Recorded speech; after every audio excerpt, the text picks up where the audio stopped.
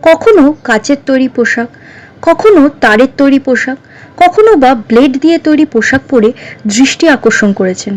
আবার কখনো বা যৌন আবেদনমূলক অর্ধনগ্ন পোশাক পরে বিতর্কে জড়িয়েছেন এই অভিনেত্রী। হ্যাঁ, আপনারা ঠিকই ধরেছেন, আজ আমি কথা বলছি উর্ফি জাভেদকে নিয়ে। নমস্কার, আপনারা দেখছেন দ্য গ্লোবাল 24/7। বিনোদন জগতে আপনাদের সকলকে জানাই স্বাগত। আমি তনুষা। সম্প্রতি বিভিন্ন রকমের উদ্ভট ফ্যাশনের এবং অর্ধনগ্ন পোশাক পরার জন্য সর্বদাই সোশ্যাল মিডিয়াতে চর্চিত একটি নাম হলো উর্ফি জাভেদ। ২৬ বছর বয়সী লাস্যময়ী উর্ফি জাভেদের জন্ম হয় উত্তরপ্রদেশের লখনৌতে। উর্ফি জাভেদ উর্ফি, লীল ইত্যাদি নামেও পরিচিত। জন্মসূত্রে মুসলিম হলেও উর্ফি নিজে জানিয়েছেন যে তিনি ইসলাম বা অন্য যে কোনো প্রাতিষ্ঠানিক ধর্মে বিশ্বাসী নন। কর্মসূত্রে তিনি একজন অভিনেত্রী, সোশ্যাল ইনফ্লুয়েন্সার এবং মডেল।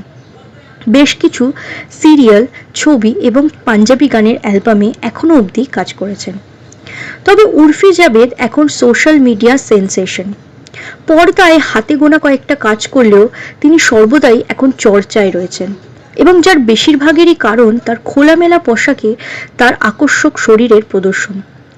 তারপর অনেক পোশাকেই থাকে না কোনো সুতো, বদলে থাকে গাছের পাতা, ফুল, তার, ব্লেড ইত্যাদি। শরীরের বেশিরভাগ অংশই থাকে উন্মুক্ত। অবশ্যই বোল্ড এবং সাহসী পোশাক পরার জন্য তিনি বহু কুরুচিকর মন্তব্যেরও শিকার হয়েছেন।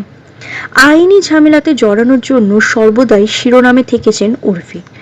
তাই তার বিরুদ্ধে তার এই শরীর দেখানো অশালীন পোশাক পরার জন্য বহু এফআইআরও হয়েছে। জানা গেছে এক উকিল তার নামে থানায় অভিযোগ জানিয়েছেন যে তিনি সোশ্যাল মিডিয়া এবং জনসমক্ষে অশ্লীল এবং অবৈধ আচরণ করেন। উর্ফি যেন প্রত্যেক দিনই কোনো না কোনো বিতর্কে জড়ানোর জন্য তৈরি থাকেন। তাই সম্প্রতি মুম্বাই পুলিশ তাকে অ্যারেস্ট করেছে এমন একটি ফেক ভিডিও বানানোর জন্য মুম্বাই পুলিশ তাকে গ্রেপ্তার পর্যন্ত করে। এছাড়াও 2022 সালে মুক্তি পাওয়া উর্ফির মিউজিক ভিডিও হায় হায় ইয়ে মজবুরি গানের ভিডিওতে স্বল্প বস্ত্রের পোশাকে যৌনতা ছড়িয়ে বিতর্কে জড়িয়েছিলেন উর্ফি। বৈদ্যুতিক মাধ্যমে যৌন উত্তেজক ভিডিও প্রকাশ করার জন্য উর্ফির বিরুদ্ধে অভিযোগ পর্যন্ত জমা পড়েছিল। এছাড়াও বুকের প্রায় সবটাই খোলা, স্তন দেখা যাচ্ছে এরকম পোশাক পরে গুরগাঁওয়ের একটি শপিং মলে প্রবেশ করার জন্য মলের সিকিউরিটি গার্ডের সাথে পর্যন্ত ঝামেলাতে জড়ান।